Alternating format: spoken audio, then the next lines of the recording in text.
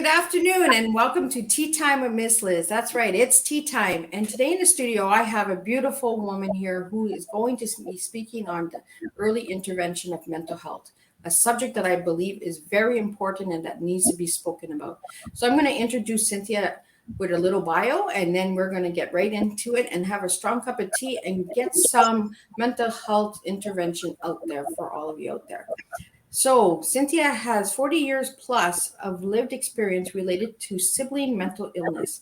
Her mantra is, I'm not keeping quiet anymore, which addresses the urgency of speaking up and speaking out about mental illness. Her concentration is on early intervention. Cynthia is a minister, speaker, and transformational coach.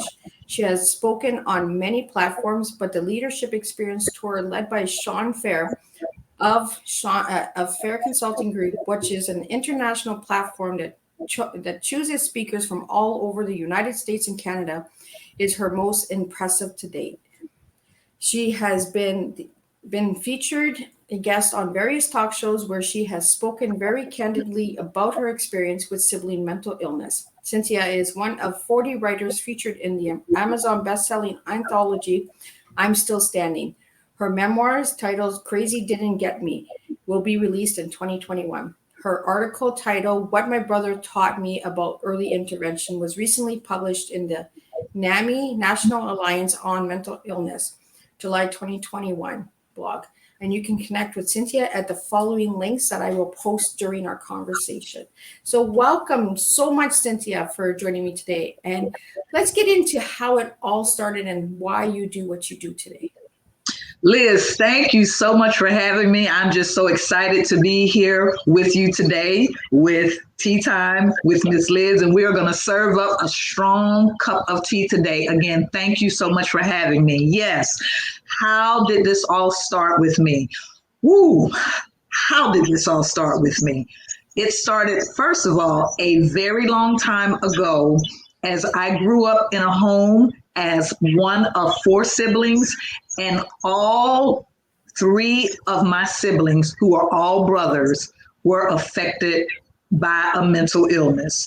As you mentioned in my bio, I have a book that's going to be released probably the first quarter of 2022, and it's called Crazy Didn't Get Me, Nightmare on Ninth Court.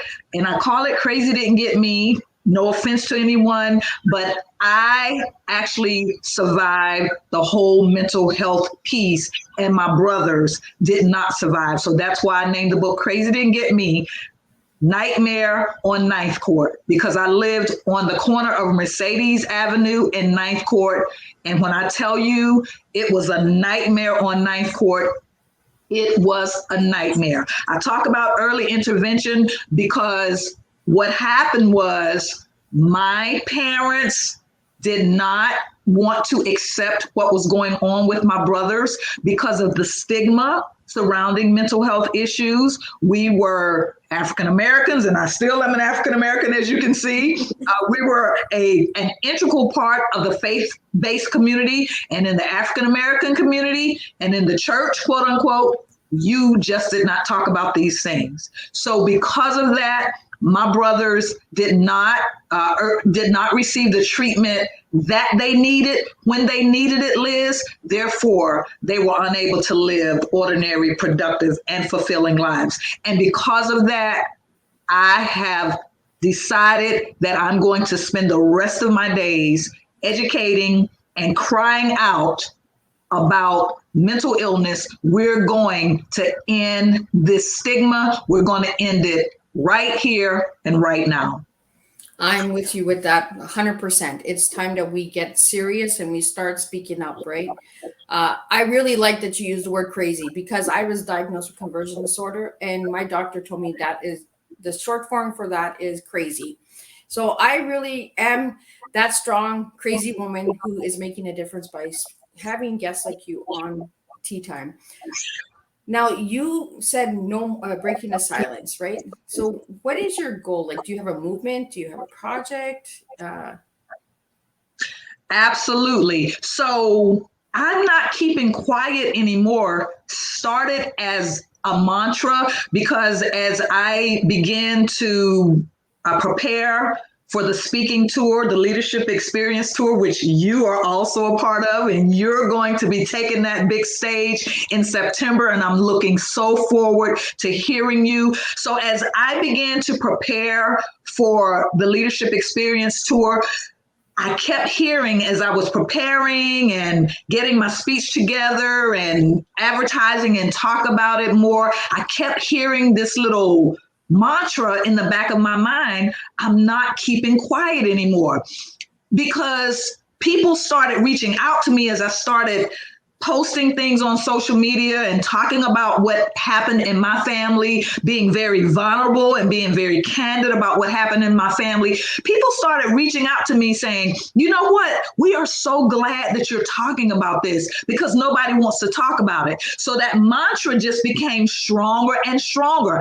And I kept saying to myself, you know what, I'm not going to keep quiet anymore. So I started saying that publicly, not just to myself, but I would always hashtag that with my posts. In my post was saying, I'm not keeping quiet anymore. And guess what? I really believe that I'm not keeping quiet anymore. It's just not a mantra for me, but it is a movement. It is a movement. I am not keeping quiet anymore, and I don't want anybody else to keep quiet anymore, because too many people are suffering, have suffered, and are suffering in silence because we don't want to talk about the elephant in the room. Mental illness, that is. Guess what? I'm talking about the elephant in the room because the elephant needs to be addressed. So I am not keeping quiet anymore. The movement. I love it. I love movement. And this is what we need. We need more movements. We need a voice like you, Cynthia, who is passionate and making a difference. For your struggle as a child, do you struggle with mental health today? You know what? I always say all of us are a little cray cray. So yes, I do believe that I at times struggle with mental health issues. Probably, there are days, not very many, but I do have days when I get up and I just feel blue. Now, I'm sure that we all have those days. However, you can kind of tell when it's a blue that's trying to take you under. It's not just a normal blue, but it's a blue that is intense. And what I have done when I have those days, first of all, I'm a woman of faith. So I pray, and I pray really hard. Number two, I know my history of having siblings. All of my siblings, although they were male, someone might say, well, it hit the male genes or whatever, but I'm still a part of the Mobley family. And by the way, people used to say back in the day, quote unquote, all of the Mobleys are crazy. And I was saying to myself, yeah, that's what you think. So anyway, because of my history, because of that background, I have to fight really, really hard sometimes, Liz, because I'm that person that everyone always comes to for advice, that everybody always comes to for encouragement, that everybody always comes to when they're feeling down and out. I'm that person. So I carry a lot of other people's weight. And that's why I talk so much. I did a post today about making yourself a priority, because if you don't allow yourself to be a priority, you can go under and not even realize you're going under. So to get back to your question, I believe I do struggle with some mental health issues at times, not as severely as my brothers. And I think because I witnessed what they went through, and because I determined that because they said the word on the street was all of the Mobleys are crazy and I was going to make a liar out of them. So I'm still at 61 years old, determined to make a liar out of them and to also stay on top of my game. So to answer your question, I believe I do struggle with mental health issues. However, God has graced me that I'm able to be an overcomer. Do you think that the early prevention saved you? Absolutely. Absolutely. Because I believe had I not witnessed what my brothers dealt with, and had I not been vulnerable in reaching out to others, I remember about 23 years ago, I'm a native of Florida, but about 23 years ago, I moved to Pittsburgh, Pennsylvania. And the reason why I moved is because I was in a very toxic marriage. So he went to work one day and I went to Pittsburgh. But before that happened, I was sharing with a friend of mine some symptoms that I was having. Now, I wasn't even thinking about mental illness or anything. Even though I had dealt with that with my brothers, that was kind of, at the time, it was kind of far removed from me.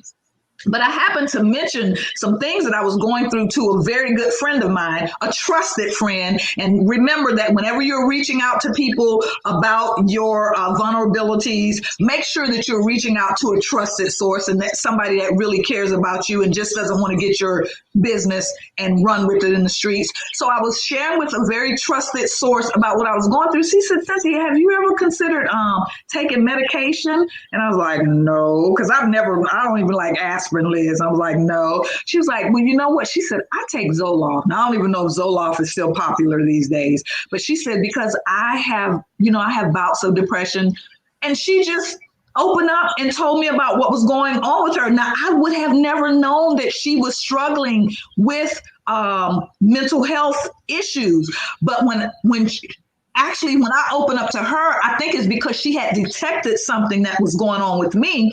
And I think she kind of approached me and I felt comfortable opening up to her. But she mentioned the Zoloft to me.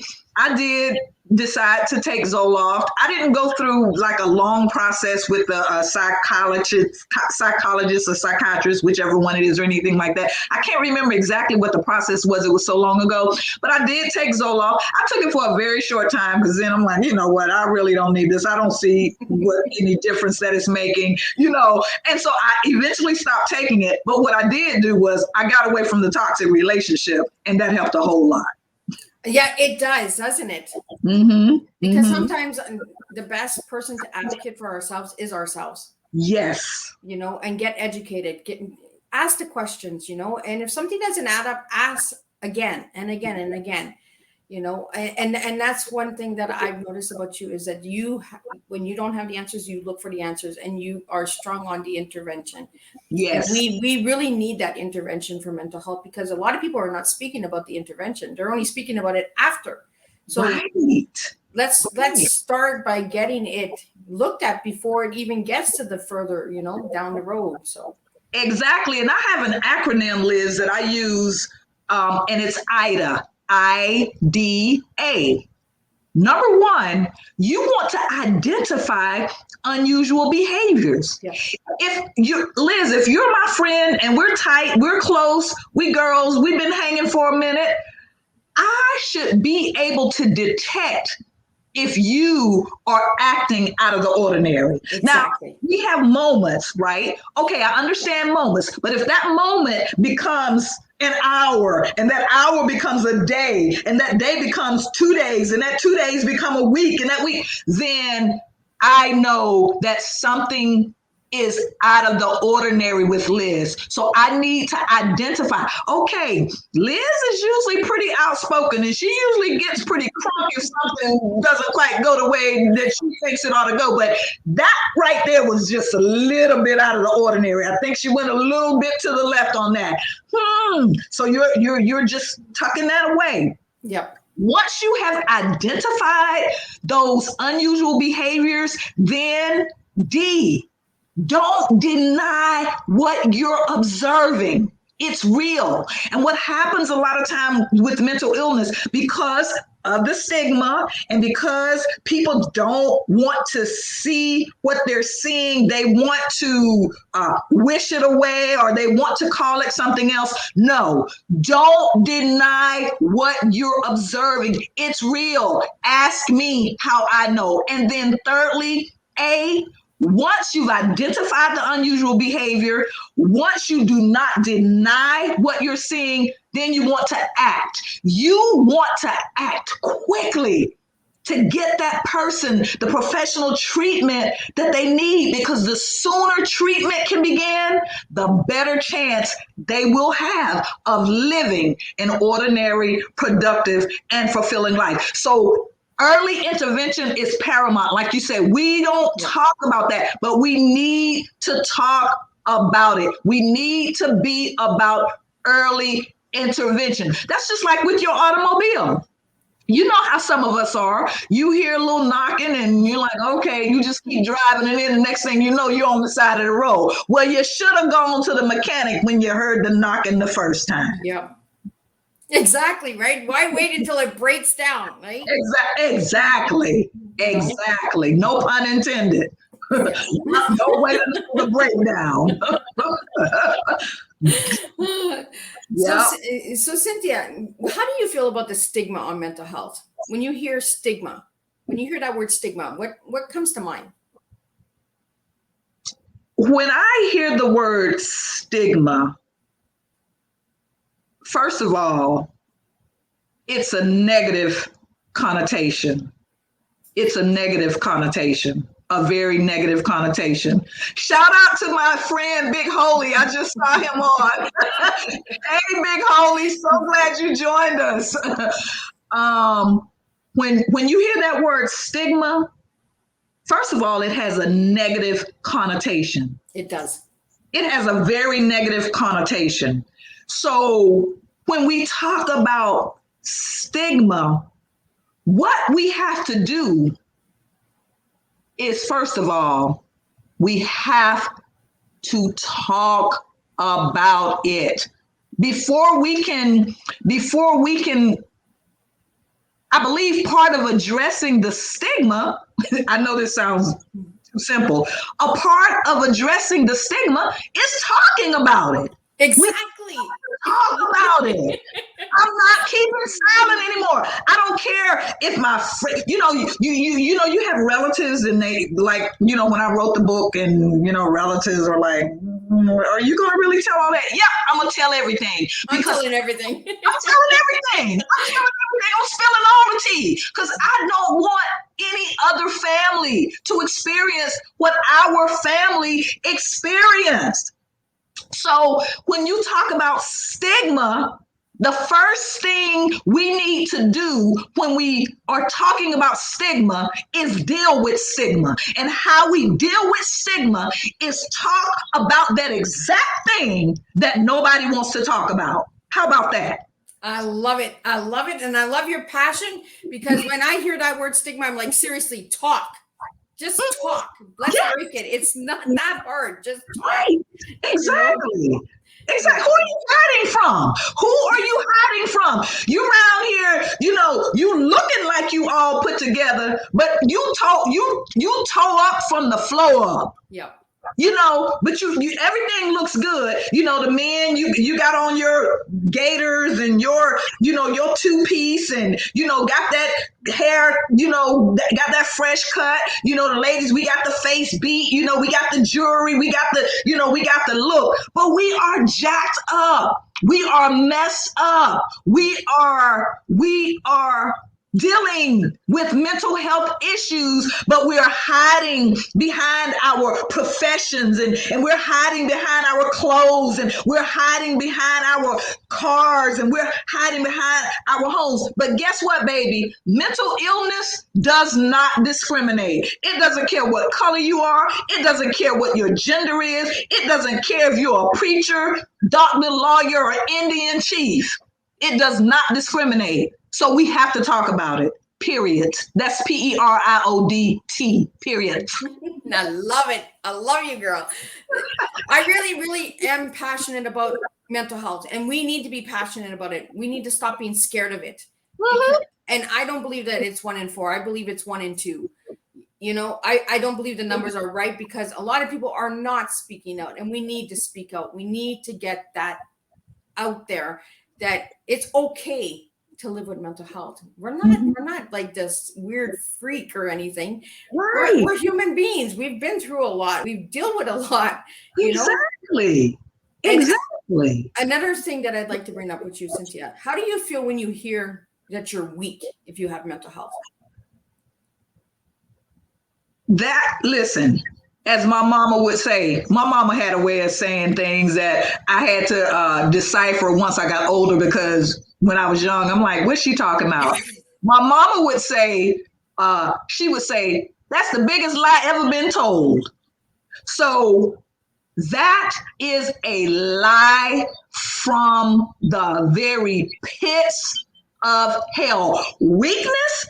What do you mean, weak? I'm weak because I have a chemical imbalance.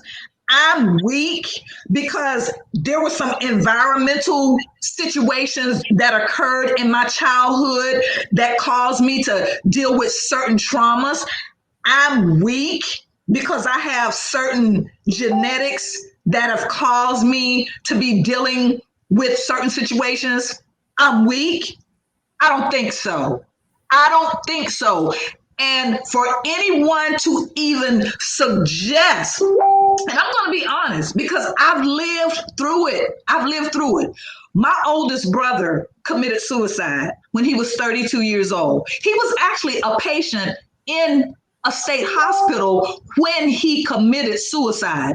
He veered away from the group when they went on a group outing and went and did his thing. He had already planned what he was going to do. Now, I said that to say this.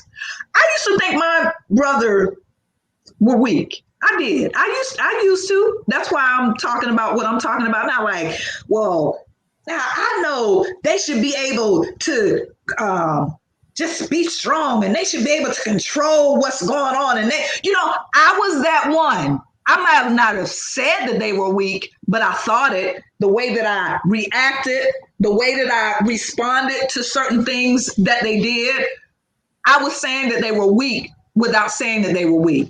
Imagine, you're already dealing with a situation, i.e., a mental illness, that is beyond your control. Nobody is in your head and knows what's going on but you and God. And for some human being to have the audacity to refer to you as weak on top of what you're already experiencing, I don't think so. They need a good kick in the butt. And if you're out there and you're listening to me and you're one of those people that is referring to someone that's dealing with a mental health condition as weak, can you feel the kick in the butt that I just gave you? Stop it. Those individuals are not weak. They are dealing with a situation that is out of their control. And the best thing that you can do for them is to help them get treatment for their condition. They are not weak, and stop calling them weak. There's a reason why I asked you that, Cynthia, because I really, today, this tea time, I wanted to be strong and I wanted to be a strong tea because I am really serious. We need to start speaking out. We need to start bringing awareness, and we need to start taking the mask off and start being ourselves. If we have a hard time, we have a hard time. Why are we so in the wrong if we say, hey, today I'm struggling? Why are we so afraid of sharing that we might be living with mental health? It's time that we just drop the mask and start being real and start being ourselves, being our authentic selves. And this is why I have Cynthia on the show today, is because we need to start being real with each other. We need to start speaking out. We need to start sharing our stories and stop being ashamed and living in shame. And like she said, her brother committed suicide. Like, how long do we have to wait before people wake up and start speaking out and saying, you know what, I struggle today? Why is it so wrong to struggle? We're all human beings. We all live through something. And Cynthia, I really am really honored to have you on my stage today, because we need that awareness. We need that voice. We need that passion. We need that shout to wake you up, because obviously speaking low is not waking you up. Nope. So, it's not, we're not coming at you like an attack. We're coming at you to wake up. It's time to wake up. It's time to start opening eyes and making a difference. and That's right. stop using words like weakness and Right. stigma and That's right. and silence. Stop using those words. They're negative words. That's right. We need the positive. We need the change. Yes. We need that strong cup of tea. Yes. So, Cynthia, since you're on tea time, I want to know what your T is. So if I give you the letters TEA, what did your T stand for? Wow. T, I would say the word tenacity comes to mind when you say T, because I'm tenacious. I get in there and I dig in it. I'm tenacious and I'm passionate and I'm tenacious about this whole mental illness thing. So tenacity, staying with it, sticking with it, pounding it out until you can see what it is you want to see. E is everything. Everything that I need to do to make sure that my voice is heard, that is what I'm going to do. Everything that I need to do. A,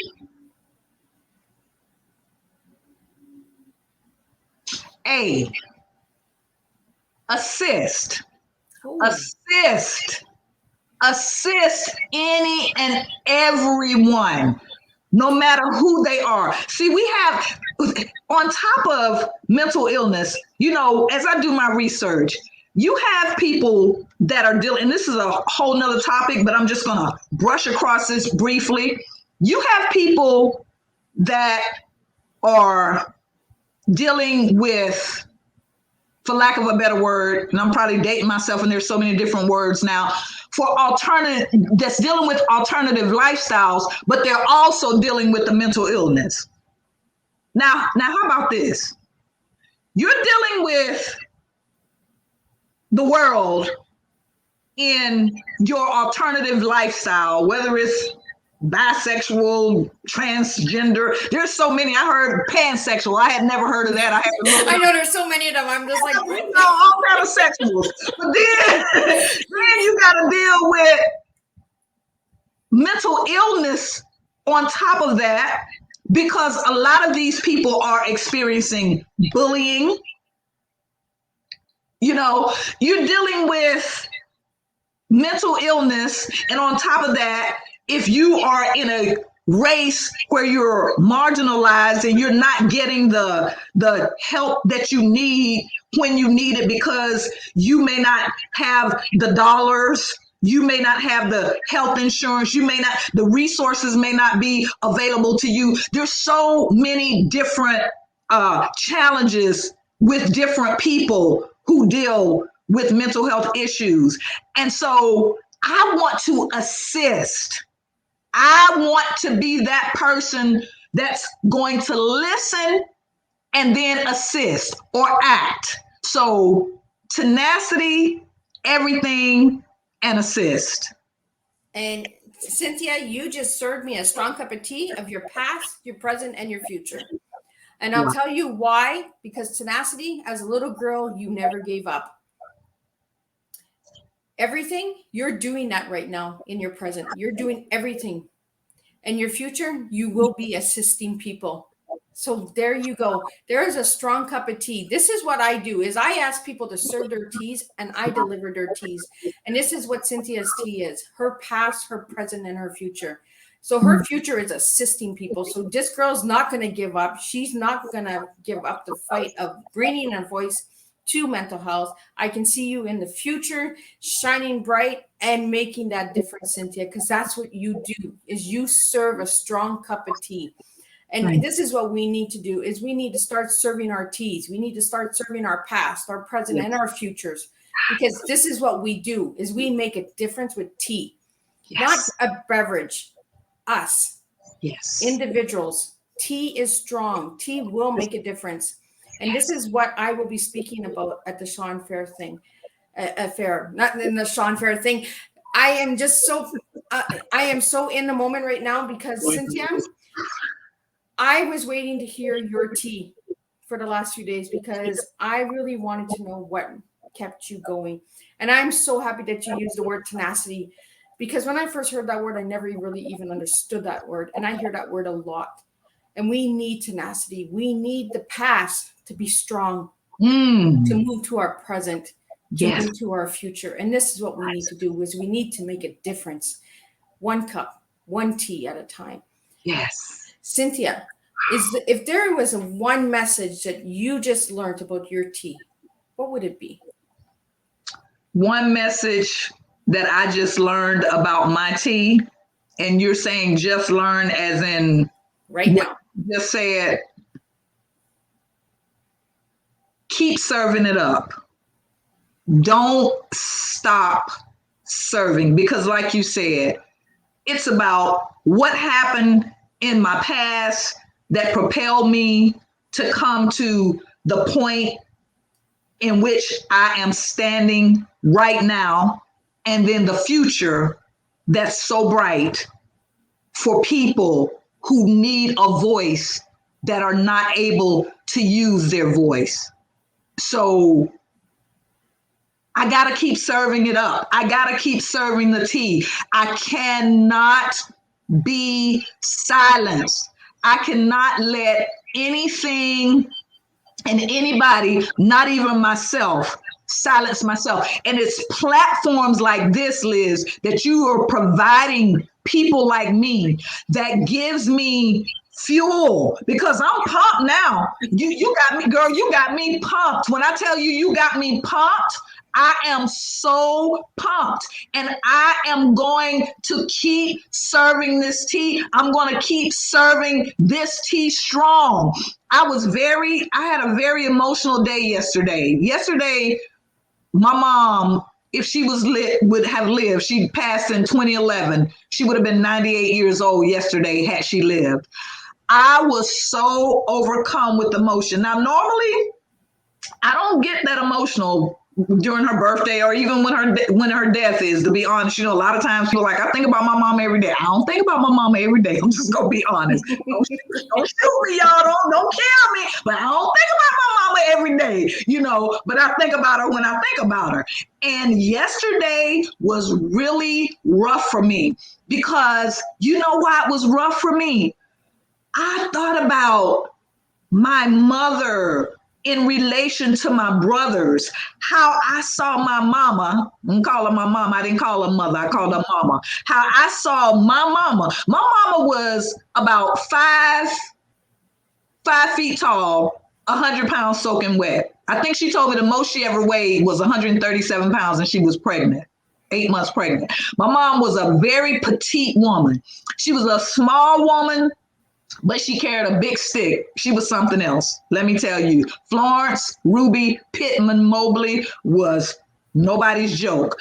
But it never occurred to me until yesterday when I was doing a post about my why. I thought about my mama, and I said, my brothers are my why, but my mama is my why before my brothers were my why, because I watched my little mama, my little tough, strong mama, go through watching all of her sons suffer with a mental illness. Her oldest son, her oldest child, committed suicide. He jumped off of a bridge. Her middle son, he's what we call the transient. He pop into town and out of town. He pop in town, out of town. You didn't know when he was coming. You didn't know when he was leaving. And the last time that anyone has seen my brother, my mother was still alive, and he had popped in town and he was popping out of town. Usually you don't see him when he leaves, but this time he allowed my mama to see him leave. And as he walked away from the house, she told me this. She kept calling out to him, and he never turned around to acknowledge her. That was over 20 years ago.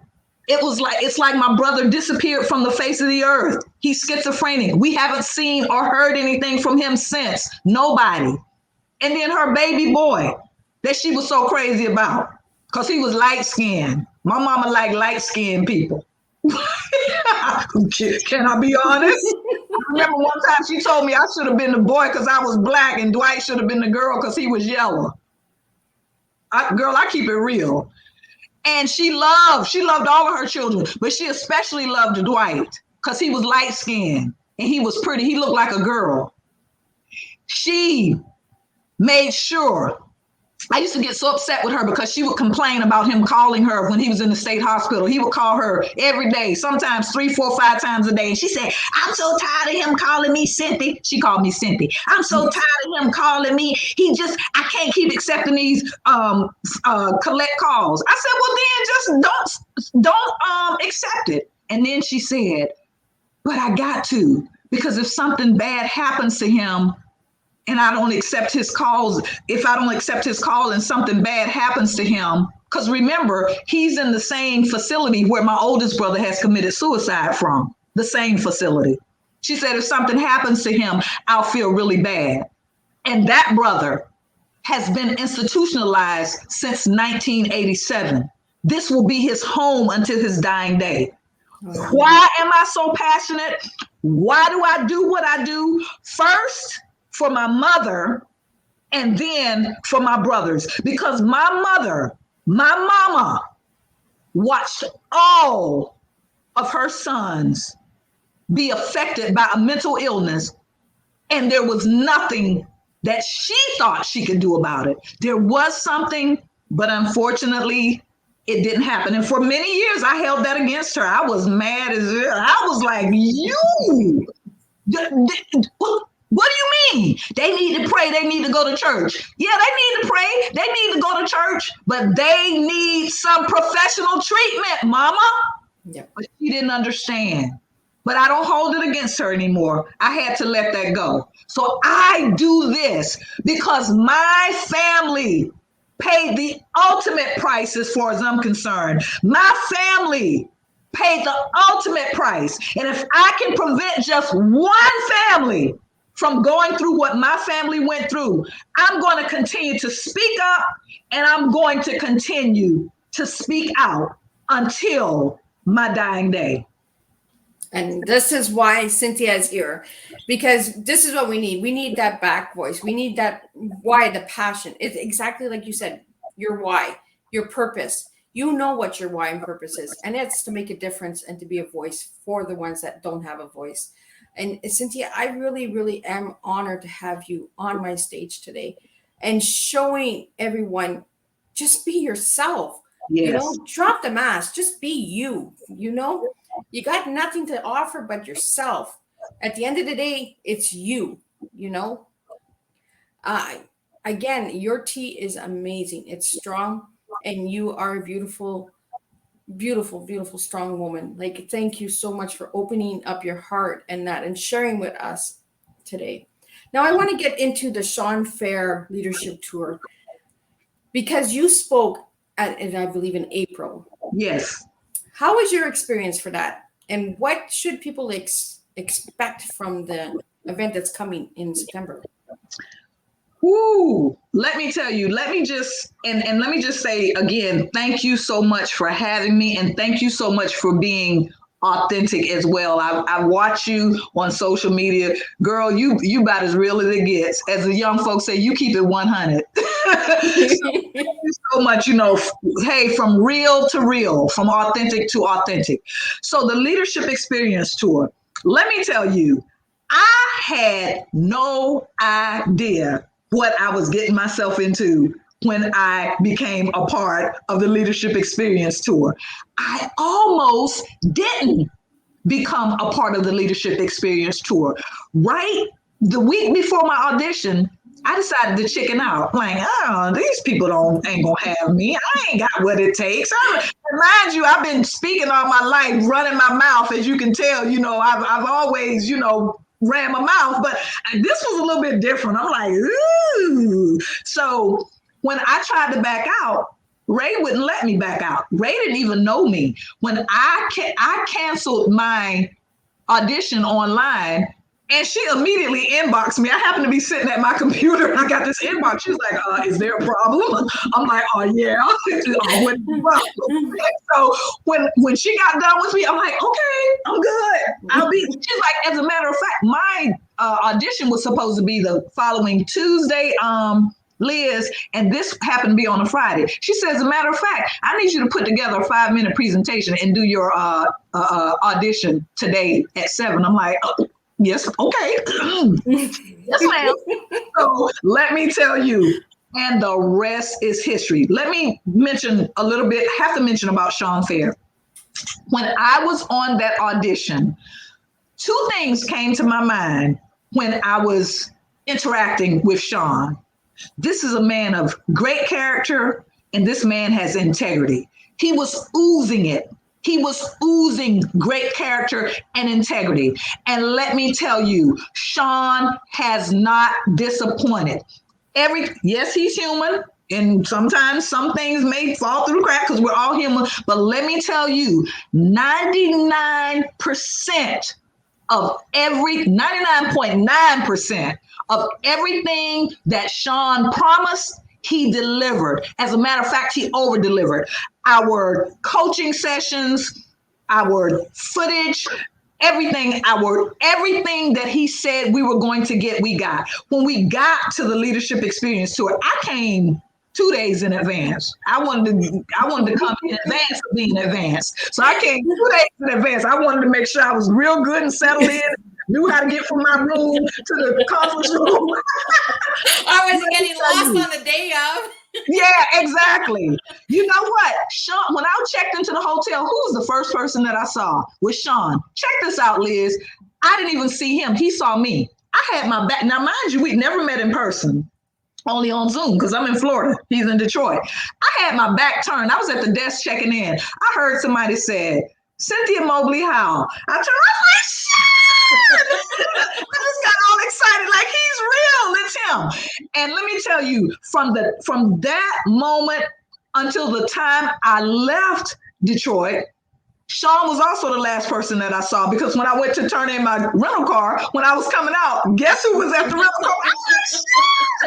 But let me tell you, when we got there, they already, that Wednesday evening, I think, the room wasn't set up yet, but I just bebopped on in there anyway. I stood in the space where where the stage was going to be set. And me and my best friend was there. She came with me to support me. And I stood in that space, what was going to be the stage. And I started delivering my speech. And I'm telling you, the next day they had the stage set up with the backdrops and everything. And they told us that we could come in as often as we needed to practice our speeches. And guess what? I was up there every time I had an opportunity. I was up there. I'm like, can I go? Can I go? He's like, yeah, sure. I'm telling you, the experience was great. They made sure, Shawn and his team made sure that we had everything that we needed to be successful when we got on that stage. I don't know how in the world Shawn deals with 40, 50 people, 60 people at a time, and he maintains his cool. He's always even keeled, as my mama would say, he's as cool as a cucumber. His temperament is the same. What do you need? What can I do for you? How can I serve you? And when I tell you they rolled out the red carpet, they literally rolled out the red carpet. By the time I got to the stage, I was good. I'm serious. I was good. The camaraderie with the other speakers was just fantastic. And I see a lot of you guys on here. Hey, Sherelle. Hey, Robin. Let me tell you, the camaraderie, Liz, it was like none other. This is one thing, and I'll shut up after this. Shawn said this. When we became a part of the Leadership Experience Tour, he said, once you become, hey, Dr. C, I see you.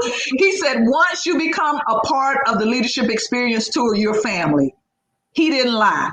We're one big family. Hey, y'all are stuck with me now. So the camaraderie was just absolutely phenomenal. By the time I got to the stage, Larry, the tech guy, getting us all mic'd up, and oh my goodness, Emma, one of the best photographers. I believe she's the top dog in the Detroit area.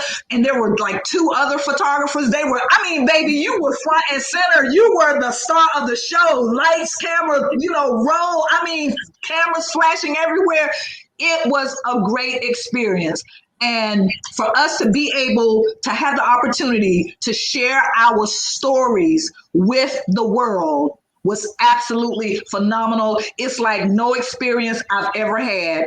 You are going to absolutely love it. I'm telling you, get ready to take it to another level. Guess what? I wouldn't have met you if I wouldn't have done the Leadership Experience Tour. How about that, Miss Liz? I like it. I like how we're connecting the dots here. Yes. And I love that all the ladies are in here supporting you, Cynthia, as well. And I can't wait to meet all of you guys and to stay connected, because that's true. Shawn does say that it is a family and we stay connected. So anybody that would like to know more about the Shawn Fair Leadership Tour in September, please check out my page, check out all of the speakers. There's incredible speakers that are coming up. And some of the speakers that have spoken in April and in June are coming in September. So you will have some surprises coming. So again, I am truly honored that Shawn has asked me to be one of his speakers and for me to bring my tea to the table for everyone out there. But Cynthia, how has it changed your life for the mental health awareness by being on Shawn Fair's Leadership Tour? Oh my goodness. I had no idea, because when I decided to do the tour, and of course I knew what my speech was going to be about, it has absolutely changed the entire trajectory of my life. So many doors are opening. I have people reaching out to me all the time. I have people inboxing me, telling me their story, sharing their story with me, telling me how grateful they are that I'm speaking up and speaking out about the mental illness. I've gotten so many invites for speaking events, for talk shows, for podcasts. And the passion is like none other. My passion has gone to a totally different level now, Liz. It's gone to a whole nother level. Ain't, as the song said, ain't no stopping me now. Ain't no stopping me now. I'm on the loose.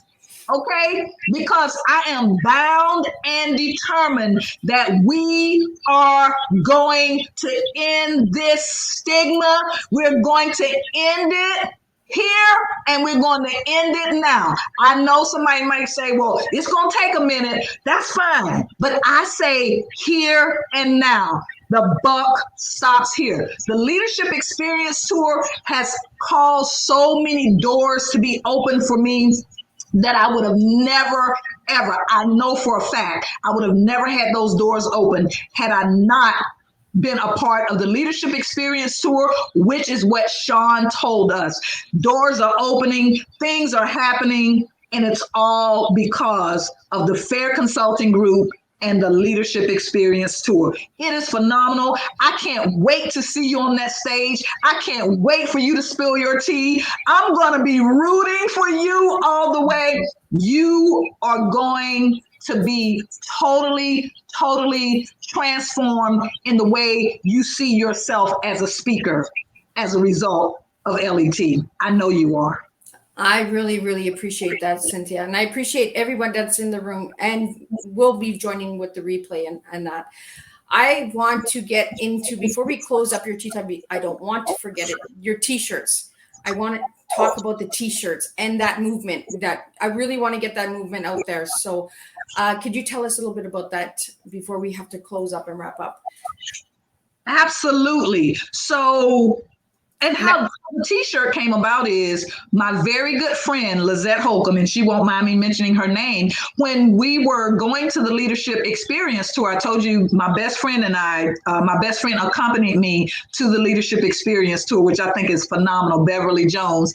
And our other good friend, Lizette Holcomb, we're all from the same hometown, Panama City, Florida. Lizette said, hey, I want to get us a t-shirt that we can wear the day that you speak at the tour. So the t-shirt was, I think it was mental health matters. That was the t-shirt that she had made for the three of us. So had those t-shirts and we wore them, during the tour.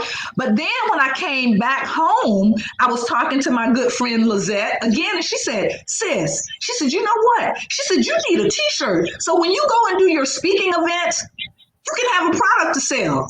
She said, what you think about that? I said, I think that's a great idea. I said, but I'm not going to wait until I have a speaking event to sell a t-shirt. How about let's get that going right now?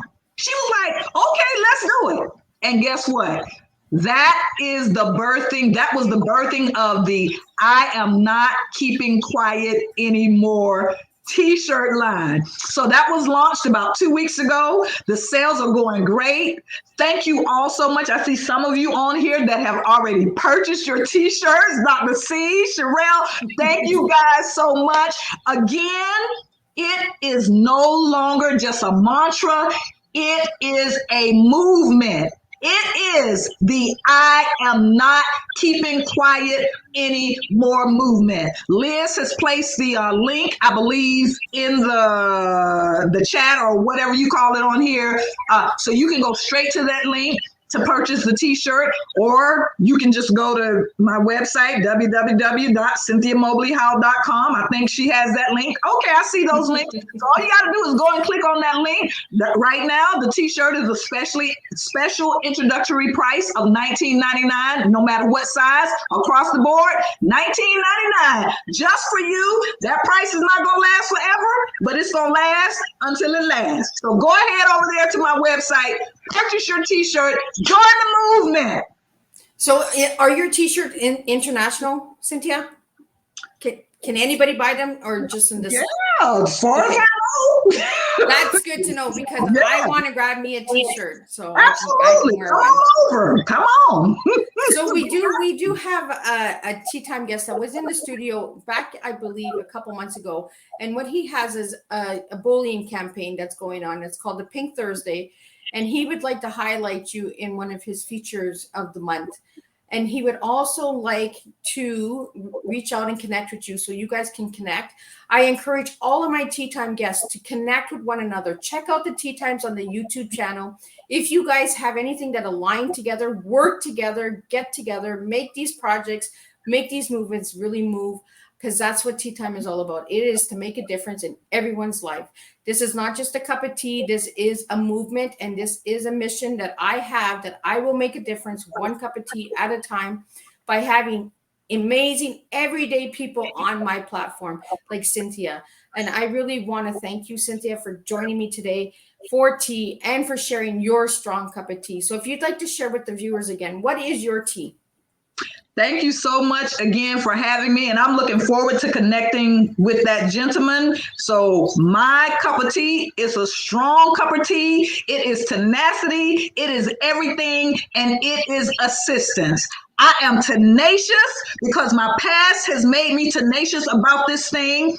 I am about everything that's going to contribute to what I'm doing. Bring it on. I want the ideas. I want the motivation. I want the inspiration. I'm about everything that's going to help me to push this movement and to drive this movement. And I'm about assisting. I'm about assisting all of those who cross my pathway, whose voices have been silenced due to the stigma. That is my tea, and it's a strong cup of tea. And I really want to thank you for sharing that strong cup of tea with us today and bringing the awareness for early intervention. And I want you all who are watching now and who are watching the replay, please put where you're watching from and how you connected with us. And if you'd like to be a Tea Time guest on Miss Liz's Tea Time, please reach out to me, because my show is for everyone who is making a difference. And if you are that person making a difference in your community, your family, or your country, I want you on my platform. And Cynthia, I really want to thank you for joining me today and opening the eyes and the ears of people that need to start listening and being awake, because this is something that needs to be changed. And thank you for sharing your experience with the Shawn Fair Leadership Tour. And I will make sure to knock it out of the park for all of you out there. And we will stay connected as a family, because that's what we do, is we connect and we work together, because that's what I stand for. I stand for family and connecting. You don't have to be bloodline to make a difference.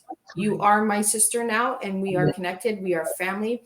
All of the ladies that have joined, all of the men who have joined today, thank you for attending Tea Time.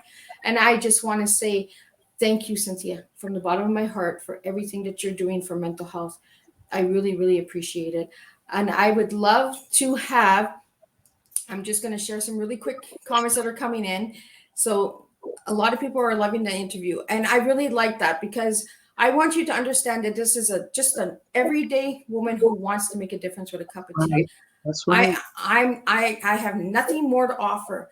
I can't give you a magic pill. I can't give you a special diet. All I can give you is a cup of tea. And my cup of tea is different, just like my guests are different. And they stand in their glory, and they stand in what they do, their purpose and their why. And this is what we do, is we stand in our purpose and our why, and we speak out. Yes. We speak hard, and we speak the truth. So again, Cynthia, your tenacity, I love it. Your everyday everything, I love it, because that's what you do. And you're assisting to make the world a better place in the future. So look out for Cynthia, because she's not going anywhere. And I will see you guys all on the 24th for a new Tea Time, where I have a sit down with a Sacred Heart's rising sister who I shared in book 1 with. And we will be talking about suicide survivor. So we need these tough subjects out there to make a difference, to give a voice, so we can save some lives. That's what I'm here for. I'm only the lady that holds the pot. You guys have the tea, I have the pot. And together, we make a difference with a cup of tea. Thank you, Cynthia. And thank you to all the viewers. I will see you on the 24th for another incredible Tea Time. Thank you, Liz.